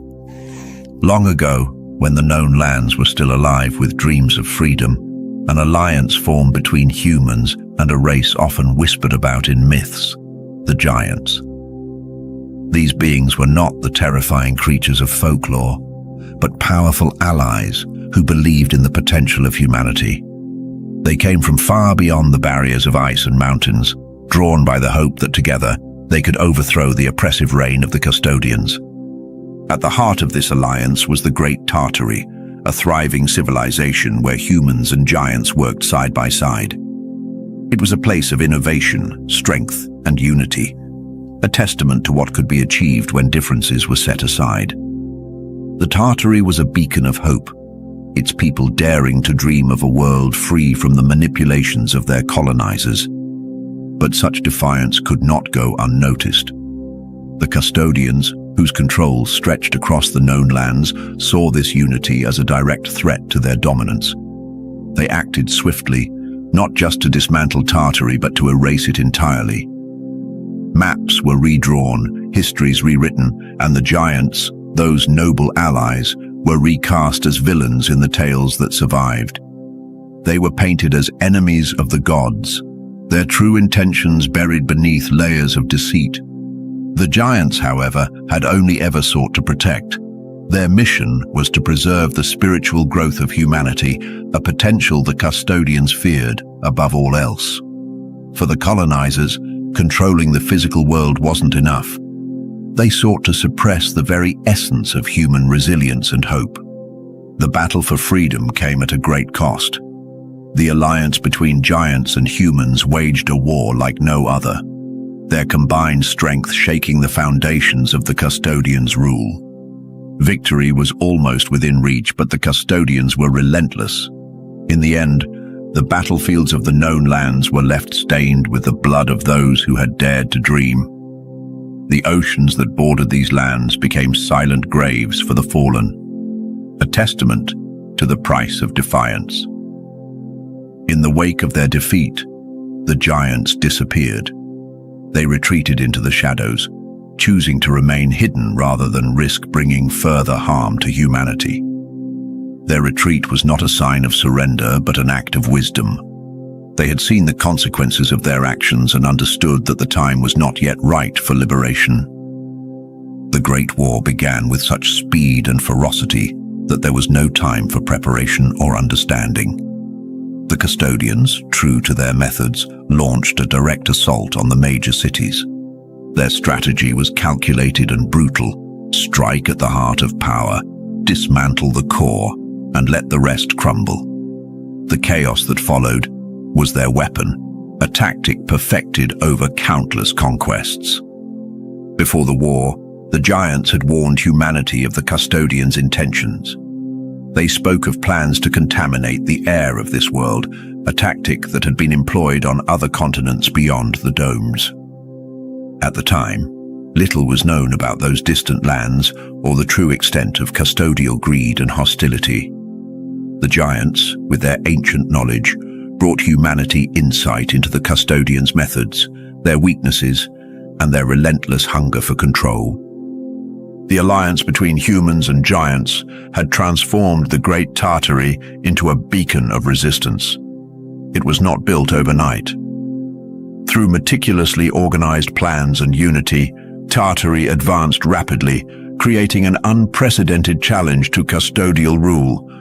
Everything moved with the precision of a great clock, a testament to the determination and ingenuity of its people. The giants brought their strength and wisdom, while humans contributed resourcefulness and ambition. Together, they forged a society that the Custodians could not ignore. But the Custodians were unwilling to admit the threat posed by Tartary. The walls of ice and other barriers that now divide the world did not exist then. The continents, though slightly altered, were freer and more connected. The Custodians used their power to reshape these lands after the war, crafting a new beginning that concealed their near defeat. They twisted the environment and erased the truth, ensuring that no memory of Tartary's defiance would remain. The Custodians labeled the giants as barbarians, deriding their strength and unity. Humanity, in turn, became the target of their deepest disdain. The war was not just a battle for territory. It was a war against the very essence of freedom and cooperation. The Custodians sought to dismantle the bond between giants and humans, fearing what could be accomplished when two such forces united. Though the Custodians ultimately reclaimed their grip on the known lands, the legacy of the Great Tartary and the sacrifices of the giants and humans who fought in its defense remain.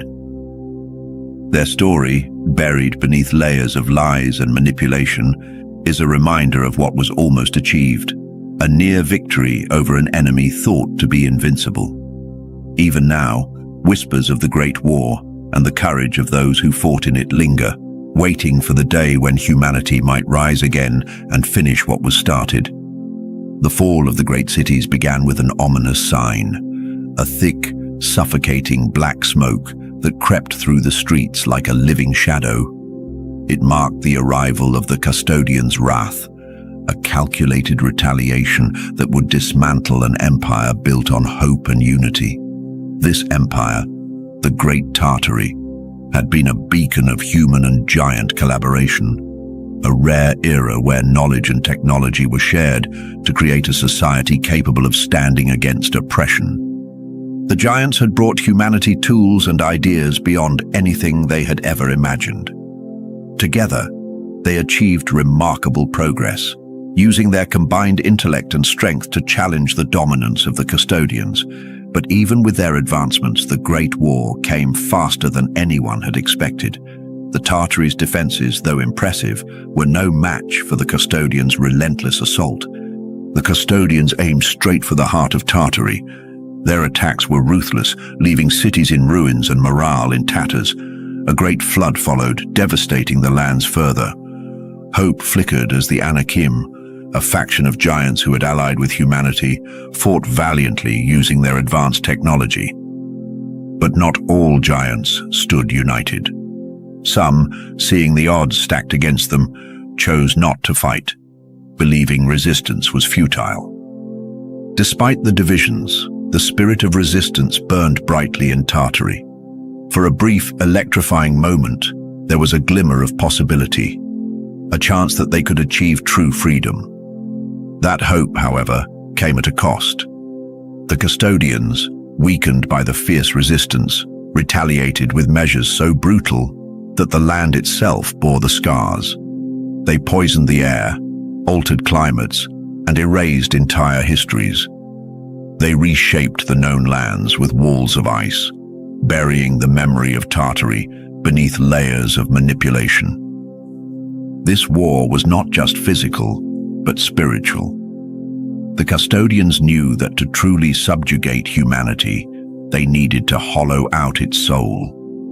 They created a system of control that extended into every facet of life, a system designed to strip people of their ability to question, to hope, to resist. Through propaganda, they rewrote reality, convincing the masses to accept lies as truth. Those who dared to challenge their narrative were ridiculed, ostracized, and silenced. And yet, in the shadows of despair, there remained a flicker of defiance. The giants, though largely defeated, continued to aid humanity in secret. They refused to abandon the fight, driven by the memory of the sacrifices made in Tartary. Their presence was a reminder that not all was lost, that even in the face of overwhelming darkness, there were those who would not yield. The Custodians' greatest weapon was not their technology, but their ability to manipulate belief. They turned truth into a lie, and a lie into an unquestionable fact. If the sky were declared pink, the storytellers warned, the world would repeat it until it became law. Few would dare to look up, and fewer still would speak out if they saw otherwise. This chilling reality is why the fight continues. For those who know the truth, the battle is not just for land or power, but for the very essence of humanity. The great cities may have fallen, but their story lives on in those who refuse to let the flame of freedom die. And as long as there are whispers of resistance, the hope for a better future remains. The last reset in the known lands was unlike anything before it, devastating, calculated, and relentless. It marked the end of an era where humans and giants had come tantalizingly close to breaking free from the parasitic oppressors who controlled their world. Victory seemed possible at one point. The giants, with their advanced knowledge and unyielding strength, had joined humanity in their struggle, and for a fleeting moment, they held the upper hand. But the tide of war turned, and the fall of the four great centers sealed their fate. The war left unimaginable destruction in its wake. Cities once bustling with life were reduced to ruins, engulfed in flames, or buried in darkness. The Custodians, desperate to regain control, unleashed weapons beyond comprehension. There were whispers of technology that could petrify living beings, a cruel echo of atrocities committed in the distant past. Those who survived described a nightmare. Homes vanished, loved ones lost, and a flood of mud and water that swept away everything in its path. This flood, now known as the Mud Flood, was no ordinary disaster. It was a deliberate act, a calculated move to reset the world. The Custodians had initiated it prematurely, cutting short the development cycle they had imposed on humanity. Normally, resets occurred when a civilization reached a predefined limit of years, a cruel experiment in controlled growth. But the war's intensity forced their hand. Survivors of the reset emerged into a new world, one where remnants of the past were buried beneath layers of manipulation. Monuments and structures from the old world still stood, resilient against time and war, but they became relics of a history rewritten. The Custodians mixed truth with lies, creating a narrative so distorted that understanding the true sequence of events became nearly impossible. The reset was brutal. Adults and children over 7 months old were wiped out, their lives erased, as if they had never existed. Only infants, carefully chosen by the Custodians, were spared. These young survivors were left to grow in a world engineered to stifle their spiritual and intellectual growth. The Custodians controlled every aspect of this environment, ensuring that humanity never again came close to understanding its true potential or breaking free. The giants' intervention had been a turning point, a moment when the veil of ignorance was lifted.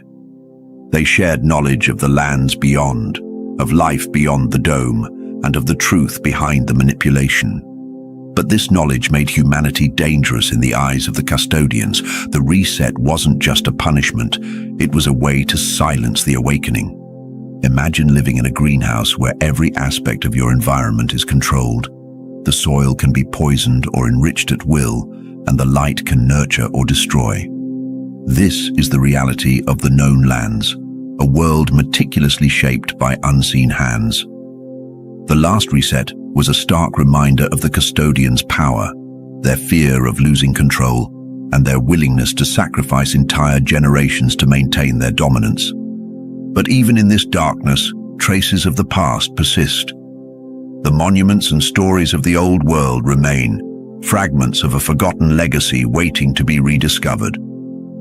The spirit of those who fought for freedom lingers, a quiet but unyielding defiance against the forces that seek to erase them. William Morris could not ignore the anguish that consumed him daily. He had returned to the lands of his birth, a place haunted by the suffering of those he called his brothers. The pain of knowing that countless lives were being lost to war, manipulation, and plague within the known lands was a burden that grew heavier with each passing day. Yet his resolve remained unshaken. He spent his days meticulously planning a way to return and aid those trapped in this living hell. To William, these lands were not just a memory, they were home, filled with people who deserved freedom and truth. However, the world beyond the known lands was not without its own perils. The Custodians, restless and vengeful, had begun to extend their reach. Their attacks now targeted lands that had previously remained untouched, silent havens that were now under siege. Among the Custodians' most shocking discoveries was a city of giants and giant humans.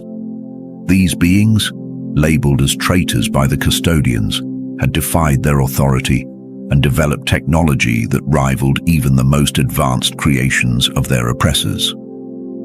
The Custodians launched an assault on the city, but their efforts were in vain. The Anakim, the great allies of these giants, had bolstered their defenses to an unimaginable level. The Custodians were expelled, humiliated, and forced to retreat back to the known lands. This defeat left the Custodians rattled. They feared losing their grip on the known lands, their prized colony. In a desperate attempt to maintain control, they began reinforcing the walls that separated the known lands from the truth beyond. Advanced technology and military might were deployed to create a seemingly impenetrable barrier. Treaties were signed, and military bases were established throughout the region, all designed to keep the truth hidden from humanity. The Custodians, masters of control and manipulation, had long believed their prized colony was impenetrable. Yet beneath their radar, a network of infiltrators had been quietly growing, numbering over 14,000. These were ancestors from the Ancestral Republic, a result of the daring Morris Butler plan, formed with the collaboration of giant leaders and other races united in their silent fight for humanity's liberation. This intricate operation had one goal: to awaken the oppressed and reveal the truths hidden behind the Custodians' veil of lies. For years, these infiltrators worked in secrecy, weaving their influence into key areas: politics, institutions, and even the very organizations the Custodians used to maintain control. Each step was delicate, for even a whisper of their presence could trigger catastrophic consequences, possibly even an immediate reset. They walked a razor-thin line, spreading knowledge about humanity's spiritual potential and its forgotten history, while evading the Custodians' all-seeing eyes. Infiltrating the known lands was no simple feat. The barriers were fortified with advanced technology, including radars capable of triggering earthquakes, and military bases patrolled the perimeters relentlessly. Yet the infiltrators, with the aid of advanced technology and unparalleled determination, managed to slip through. For a time, their efforts seemed unstoppable. Then came the event that changed everything. Near the Antarctic Peninsula, known to the infiltrators as False Antarctica, a group from the Ancestral Republic encountered a Custodian military base while traveling aboard an icebreaker. When the Custodian patrol tried to intercept them, the infiltrators sank their ship in a desperate escape attempt. The incident sent shockwaves through the custodian hierarchy. Alarms were raised, and a manhunt of unprecedented scale began. The custodians acted swiftly and brutally. Using this event as an excuse, they launched raids across countless homes and institutions, claiming to root out hidden threats. Advanced surveillance technology, already in place, was fortified to monitor the new humanity's every move. The infiltrators, once operating in the shadows, now faced relentless pursuit. The fallout was devastating. Many of the 14,000 infiltrators were forced to retreat, their mission compromised. Some were captured and met with unspeakable torture, punished as traitors to the custodial regime. Their sacrifices weighed heavily on those who remained, a grim reminder of the risks they had taken for the hope of freedom. Among those who returned was Captain Butler. The death of William Morris marked one of the darkest moments in the struggle for humanity's liberation. It was a day that etched itself into the hearts of those who fought alongside him.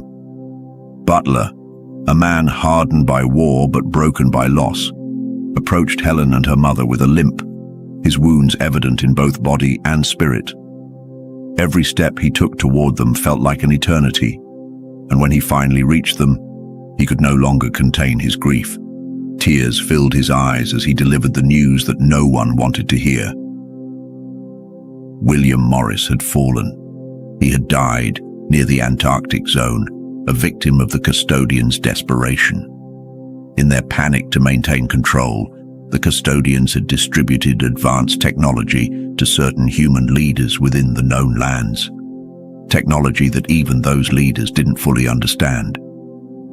The custodians, seasoned in war but blinded by fear, had underestimated the dangers of their actions. This decision put their own colony at risk, as they armed a population that could barely wield such power responsibly. The tragedy unfolded during a return mission. William was aboard a ship known as Iron Blue, accompanied by ancestors and newly awakened humans who were attempting to escape the oppressive confines of the known lands. As they crossed the Antarctic skies, their ship disintegrated mid-air. The custodians had created an invisible barrier near the dome, a last-minute defensive measure to block the air route that the ancestors had discovered. The barrier obliterated the Iron Blue, taking William's life along with many others. Butler, who had been traveling in a separate ship, narrowly survived. When he recounted the events, his words painted a picture of chaos and betrayal. The custodians, in their bid to suppress the resistance, had unleashed a storm of destruction that spiraled out of their control. It wasn't just the ancestors and their allies who suffered. The technology they handed over sparked conflict within the known lands, as countries turned these deadly tools on each other. Advanced weapons, climate manipulation, and environmental control became instruments of chaos. Planes, ships, and even people vanished without a trace, disintegrated by forces they couldn't comprehend. For Helen, the loss of her father was a moment of profound despair. Was it all worth it? She questioned. The cause that William had fought for seemed hopeless, a battle against insurmountable odds. But with time, that despair transformed into resolve. They came to understand that William's sacrifice wasn't in vain. His dream of freedom and his unwavering belief in humanity's potential became a beacon of hope for those left behind. The custodians' actions, however, left the known lands in a state of peril. The technology they introduced fueled wars and deepened divisions among the nations. Leaders wielded their newfound power recklessly, threatening global destruction through biological weapons and other catastrophic means. The custodians themselves feared that humanity might turn this technology against them, though such a scenario seemed far removed from reality. The more immediate threat was the prospect of another reset, a complete erasure of humanity's progress, initiated out of the custodians' fear of losing control. The fight for humanity's liberation has not ended. In fact, it has only grown stronger. fueled by the sacrifices of those who have come before. William Morris's death, though a devastating loss, ignited a deeper resolve within the Republic. He had been a symbol of hope, a bridge between the known lands and those yearning for freedom. His memory strengthened the resolve of those who remained steadfast against the Custodians' relentless grip. The plan, while delayed, was never abandoned. Progress takes time, especially when the true battle lies not just in the physical world, but within the human mind. The Custodians' greatest weapon is psychological control, a ceaseless barrage of thoughts, fears, and divisions implanted to keep humanity fragmented. These voices, the doubts, insecurities, and endless competition, are their tools of oppression, designed to wear people down and stifle their spiritual potential. Yet humanity endures, proving its resilience in the face of unimaginable adversity. The path forward requires a profound shift. Humanity must learn to silence these intrusive thoughts, to reconnect with the innate strength that has kept it standing despite generations of manipulation. The key lies in teaching future generations their true potential, shielding children from the distractions and divisions the Custodians deploy to mold them into obedient followers. Through media, science, and education, they control the narrative, using trusted figures to ridicule and discredit any who dare to challenge their authority. But the answer is not to reject these systems outright. It is to infiltrate them, to excel within them, and to dismantle the corruption from the inside. The Republic has a different vision, one that fosters genuine scientific advancement and spiritual growth. The ancestral knowledge and the contributions of the giant humans, once hidden or destroyed by the Custodians, remain vital to this effort.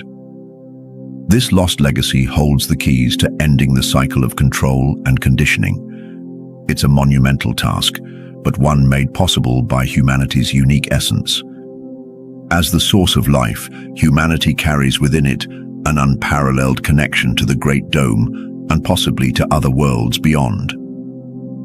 Other races have defeated the Custodians before, proving that liberation is achievable. But humanity's potential is singular, something the Custodians fear and cannot fully understand. It is this potential, this connection to the essence of existence, that makes humanity a pivotal force in the struggle for freedom. The Republic and its allies remain vigilant, working in the shadows, alongside those who have awakened to the truth. They stand ready, waiting for the right moment to break the chains of this so-called human farm and transform it into eternal freedom.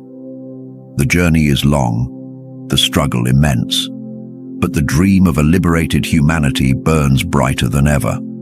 Those who fight do so knowing that the seeds of unity and love will one day bloom, ushering in a world free from the grasp of tyranny.